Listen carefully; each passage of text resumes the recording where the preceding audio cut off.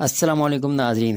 आज हामिद मीर ने खुलकर बता दिया कि इमरान खान और बुशरा बीबी को क्यों नाजायज़ तौर पर सज़ा दी गई। इस पर इन्होंने बड़ी तफसील से गुफ्तगू की और बड़े बड़े हक़ाइक़ भी बयान किए। आइए पहले इनकी गुफ्तगू सुनते हैं और बाद में बात करते हैं। आज फैसला सुनाया गया है। एक तो ये फैसला जो है ये जेल के अंदर ट्रायल हुआ, ये ओपन कोर्ट नहीं था, लेकिन फैसले के बारे में हमें ऑलरेडी अंदाजा था कि क्या फैसला आएगा। लेकिन हैरानी मुझे ये हुई है कि जो खावर मानेका साहब हैं, इनका मुझे याद है कि 2018 में इन्होंने एक वीडियो स्टेटमेंट दिया था और उस वीडियो स्टेटमेंट में उन्होंने ये कहा था कि जी वो इमरान खान को अपनी शादी के टूटने का जिम्मेदार नहीं समझते और यहाँ तक अल्फाज इस्तेमाल किए थे उस वीडियो स्टेटमेंट में इन्होंने कि बुशरा बीबी जो है वो दुनिया की सबसे नेक तरीन खातून है। और उन्होंने इन रूमर्स को मुस्तरद किया था कि जी वो बड़े नाराज हैं कि जी बुशरा बीबी ने इमरान खान के साथ शादी क्यों कर ली। तो मुझे याद है कि उस वक्त फिर बहुत से जो करीबी लोग थे इनके, और उसमें ऐसे लोग भी शामिल हैं जो बाद में गवाह बन गए इमरान खान के खिलाफ, उनसे हमने पूछा था तो वो सारे कह रहे थे जी कि तमाम जो कानून है उसके मुताबिक ये शादी हुई है। अब मुझे समझ नहीं आती कि किस तरह खावर मानेका साहब जो हैं उन्होंने एक नई स्टेटमेंट दी है और वो कह रहे हैं जी इमरान खान साहब जो हैं वो अभी से नहीं बल्कि 2014 से उनके बुशरा बीबी के साथ ताल्लुकात थे। तो मुझे याद है, अल्फाज मुझे याद है कि इन्होंने जो 2018 में जो वीडियो स्टेटमेंट दी थी उसमें लफ्ज इस्तेमाल किया था, मैं अल्लाह ताला को हाजिर नाजर जानकर कहता हूँ। तो अभी जाहिर बात है अदालत में भी जो उन्होंने स्टेटमेंट दिया है वो उन्होंने अल्लाह ताला को हाजिर नाजर जान के कही होगी। तो मैं तो कानों को हाथ लगाता हूँ कि इस तरह एक जो मुसलमान है वो 2018 में भी अल्लाह ताला को हाजिर नाजर जान के अपनी साबका बीवी के हक में स्टेटमेंट देता है और फिर 2024 में भी अल्लाह ताला को हाजिर नाजर जान के अपनी साबका बीवी के खिलाफ स्टेटमेंट दे देता है। तो मैं तो इस पर काफी परेशान हूँ क्योंकि मुझे लग रहा है कि ये एक मिसाल कायम हो गई है और किसी को इस पर खुश नहीं होना चाहिए। अगर इस तरह की एक मिसाल इमरान खान को बनाया गया है तो फिर जो बाकी सियासतदान है वो अपनी खैर मनाएं, क्योंकि सारे के सारे शीशे के घरों में रहते हैं। तो किसी और के साथ भी इस तरह का वाकया हो सकता है, किसी और के साथ भी इस तरह का मुकदमा जो है वो बन सकता है। और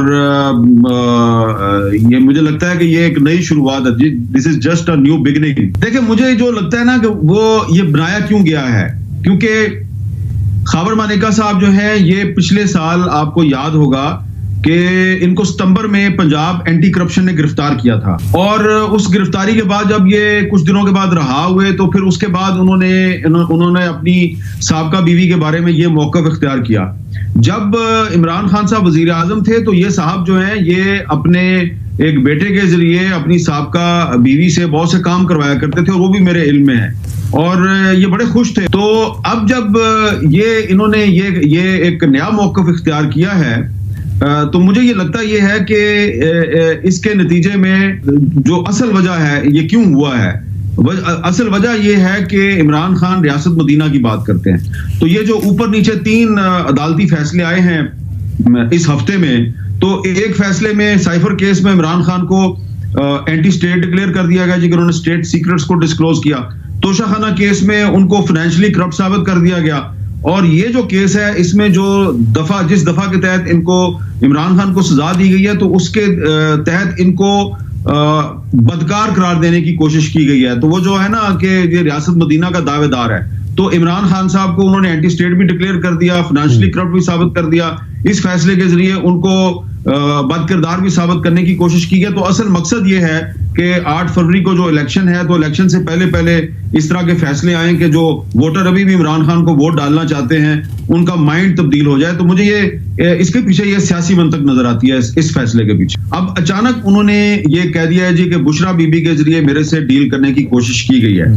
तो लेकिन इसमें क्योंकि पाकिस्तान में माजी में इस तरह जो सियासतदान हैं जो जेल में थे तो जेल में उनको भेज के उनके साथ डील करने की कोशिश की गई। ये नवाज शरीफ साहब के साथ भी हुआ, उनके साथ डील करने की कोशिश की गई, उन्होंने डील कबूल कर ली। पहले वो सऊदी अरब चले गए, फिर वो लंदन चले गए। इसी तरह यूसुफ रजा गिलानी साहब जब अडयाला जेल में थे तो मुझे याद है उनके साथ भी एक डील करने की कोशिश की गई। एक हुकूमत की शख्सियत जो है वो जेल में उनके साथ मिलने गई लेकिन उन्होंने वो डील कबूल नहीं की थी।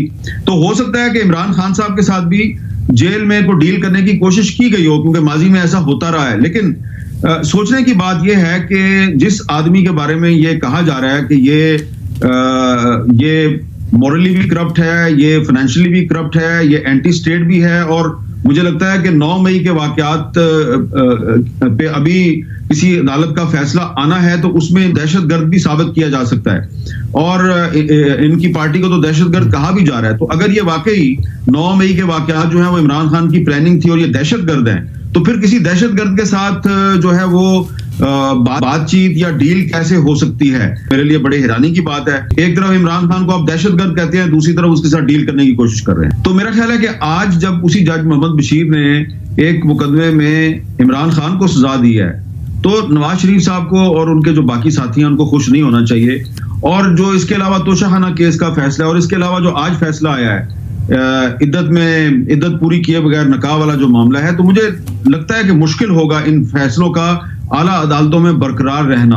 اور اگر یہ فیصلے اعلیٰ عدالتوں میں برقرار نہیں رہتے تو اس کے بعد پھر عمران خان کے خلاف 9 مئی کے واقعات کے حوالے سے کوئی نیا عدالتی فیصلہ لانے کی کوشش. ناظرین، عمران خان ہمیشہ ریاست مدینہ کی بات کرتے تھے. وہ ہمیشہ یہ کہتے تھے کہ ملک میں رول آف لا ہونا چاہیے اور ملک اسلام کی تعلیمات پر چلنا چاہیے. جس طرح نبی پاک کے دور میں سب کے لیے قانون برابر تھا، ہر ایک کے لیے انصاف برابر تھا، اسی طرح سے اس ملک میں بھی ریاست مدینہ کے لیے سب کے ساتھ انصاف برابر ہونا چاہیے. توشہ خانہ کیس اور عدت نکاح کیس میں ان کا کسی نہ کسی طرح سے پلان یہ ہے کہ کسی بھی طرح سے عمران خان کو بدنام کیا جائے اور لوگوں کے ذہن میں یہ بات ڈال دی جائے کہ عمران خان نے عدت پوری ہونے سے پہلے ہی نکاح کیا اور اس پر ہی ان کو سزا دی گئی. لہذا ناظرین، آپ جانتے ہیں کہ عوام بیوقوف نہیں ہے. پاکستانی عوام کو پتہ ہے کہ ملک میں کیا ہو رہا ہے. ناظرین، ہم نے ان سے بدلہ اپنے ووٹ کی مدد سے ہی لینا ہے. آپ نے حق اور سچ کا ساتھ دینا ہے 8 فروری کو.